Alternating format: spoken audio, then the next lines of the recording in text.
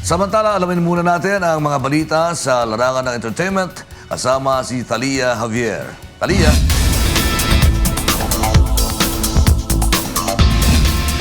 Salamat Lakay at para sa ating entertainment news, nanalo bilang Song of the Week sa iklong weekly elimination round ngayong Abril sa Song of Praise o ASOP Music Festival ang awiting Salamat Sa'yo. Ito ang balita ni Adjes Carion.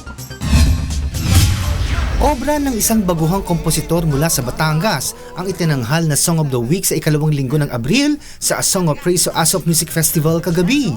Hindi inakala ni Jay Lamera na ang kanyang unang likang awit ang makakapasa sa panlasa ng mga huradong sina Junji Marcelo, Desa at Dr. Musiko Mondel Rosario. Napakasaya po na naramdaman ko unang-una. Binigyan po ako ng kaloob ng Panginoon para makagawa ng isang awit na hindi ko akalain na may talent pala akong ganito.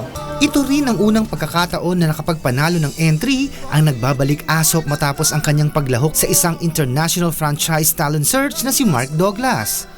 Sarap na umawit ng mga kanta para sa lumika, di ba? Napakasarap. It's my pleasure. Nakatunggali nito ang mga awiting Sayo'y Alay ang Papuri na komposisyon ng isa sa mga naunang lumuhok sa unang pagsasahing papawid ng ASOP na si Antonio Rodeo sa interpretasyon ni John Nieto. At may dakilang lumikha ng magkapatid na sina Bueni Ben at Daisy Jean Aroy na inawit naman ng R&B singer na si Brennan Espartines.